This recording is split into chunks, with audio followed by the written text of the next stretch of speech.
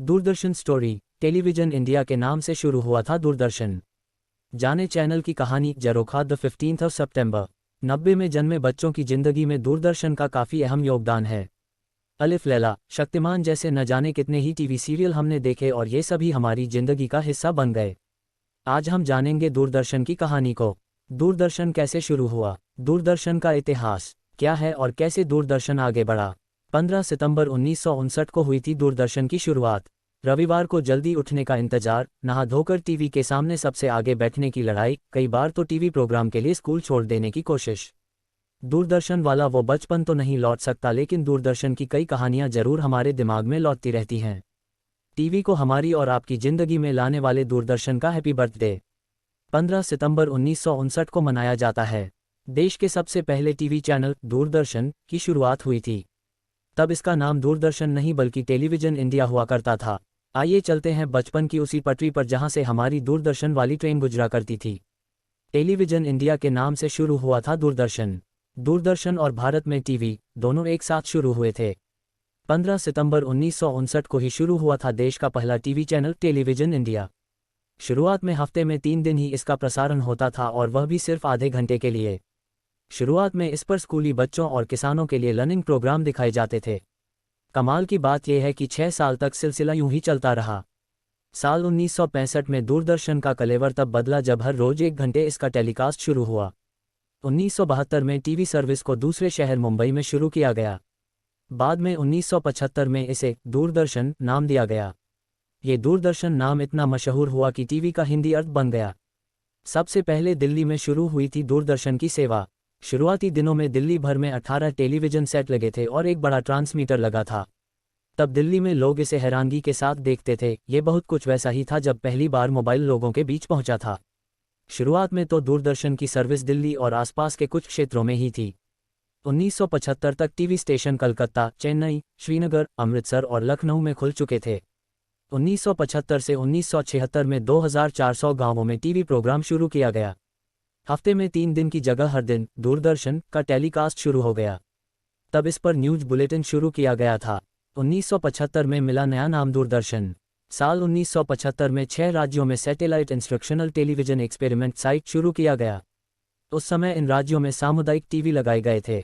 ये वही साल था जब टेलीविजन इंडिया का नाम बदलकर दूरदर्शन कर दिया गया। इसके अगले साल 1976 में दूरदर्शन ऑल इंडिया रेडियो से अलग हो गया। 1982 में दूरदर्शन ने कलर प्रसारण शुरू किया। शुरू में दूरदर्शन धीमी रफ्तार से आगे बढ़ा, लेकिन साल 1982 इसके लिए बेहद अहम रहा। इसी साल दूरदर्शन की सूरत ब्लैक एंड वाइट से कलर्ड हो गई। 25 अप्रैल 1982 को दूरदर्शन ने पहली बार रंगीन प्रसारण शुरू किया। ये कदम 9वें एशियाई खेलों के लिए उठाया गया था। 1984 में देश के गांव-गांव में दूरदर्शन पहुंचाने के लिए देश में लगभग हर दिन एक ट्रांसमीटर लगाया गया। एशियाई खेलों ने दूरदर्शन की लोकप्रियता को कई गुना बढ़ा कर दिया। दूरदर्शन लोकप्रिय हुआ तो लोगों की रुचि को देखते हुए नए नए प्रोग्राम भी बनने लगे। तब कृषि दर्शन, चित्रहार और रंगोली जैसे प्रोग्राम कामयाब साबित हुए।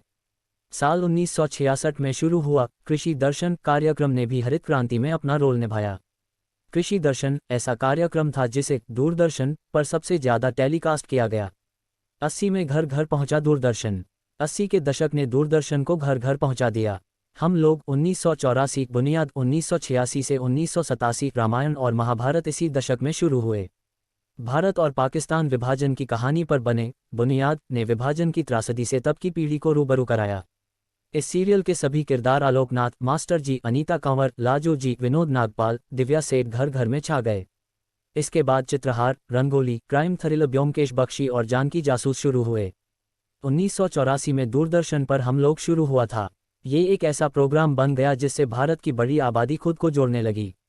हर किरदार में दर्शक खुद को देखता, वह उनकी खुशियों में झूमता और तकलीफों में आंसू बहाता।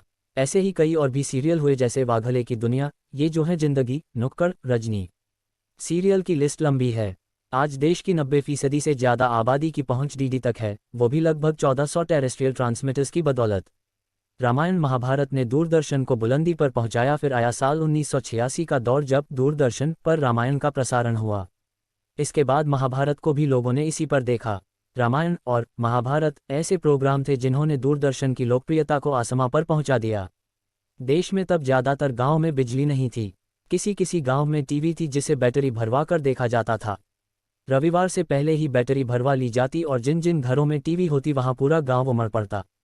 रामायण और महाभारत जब डीडी पर चलते तो देश भर में कर्फ्यू जैसे हालात बन जाते। सड़कों पर सन्नाटा छा जाता था। रामायण और महाभारत ऐसे लोकप्रिय हुए कि इनके प्रसारण से पहले लोग घर की सफाई भी करते और कई जगह तो टीवी तक की पूजा होती थी। 1995 में दूरदर्शन ने CNN से की बड़ी साझेदारी। दूरदर्शन ने एक नई कामयाबी अपने हिस्से में जुलाई 1995 में तब जोड़ी जब उसने 1.5 मिलियन अमेरिकी डॉलर की सालाना फीस और 50% एडवर्टाइजिंग रेवेन्यू के बदले CNN को भारतीय सैटेलाइट के इस्तेमाल से 24 घंटे प्रसारण की अनुमति दी। दूरदर्शन जब शुरू हुआ तब ये रेडियो सर्विस के अंदर ही था, लेकिन 1976 में ऑल इंडिया रेडियो और दूरदर्शन के ऑफिस दो अलग अलग डायरेक्टर जनरल के अंतर्गत कर दिया गया। दूरदर्शन पर सीरियल जितने फेमस हुए उतने ही फेमस उस पर आने वाले ऐड भी हुए। बुलंद भारत की बुलंद तस्वीर हमारा बजाज, हेमा, रेखा, जया और सुषमा सबकी पसंद निर्मा। जब कम्प्लान के विज्ञापन में शाहिद कपूर कहते थे I am a Complan boy तो लगता था मानो एकदम से हाइट बढ़ गई। पान पराग के उस विज्ञापन को आज तक कोई नहीं भूल पाया है जो शम्मी कपूर और अशोक कुमार पर फिल्माया गया था। अमूल के पुराने ऐड आज भी याद किए जाते हैं। एक्शन का स्कूल टाइम 90 के दशक में आने वाला यह विज्ञापन सभी बच्चों को बहुत पसंद था। टीवी पर दिखाए जाने वाले इस विज्ञापन में एक छोटा सा घुंघराले बालों वाला बच्चा आता था जो स्कूल जाने के लिए तैयार होता है और उसके शूज को देखकर बच्चे उस वक्त अपने पेरेंट्स से उसी तरह के जूते खरीदने की जिद करते थे। धारा वाले ऐड को कौन भूल सकता है जिसमें एक बच्चा जो घर छोड़कर चला जाता है लेकिन जलेबी के चलते वह घर छोड़कर जाने का विचार बदल लेता है। ये ऐड आज भी लोगों के दिल के बहुत करीब है। ये दिलचस्प तथ्य है कि आज चाहे देश में कुल मिलाकर 800 से अधिक सैटेलाइट बेस्ड प्राइवेट चैनल हों जिसमें entertainment, news, music, cinema, sports, health, Khan पान, फैशन, अध्यात्म, किड्स चैनल हैं। अलग अलग भाषाओं के कई चैनल हैं, लेकिन एक दौर ऐसा था जब इन सभी फ्लेवर्स वाले ऑडियंस का ध्यान रखने का जिम्मा अकेले दूरदर्शन ने उठाया हुआ था। तब डीडी पर किसानों के लिए, बच्चों के लिए भी कार्यक्रम आते थे और क्रिकेट मैच भी आता था।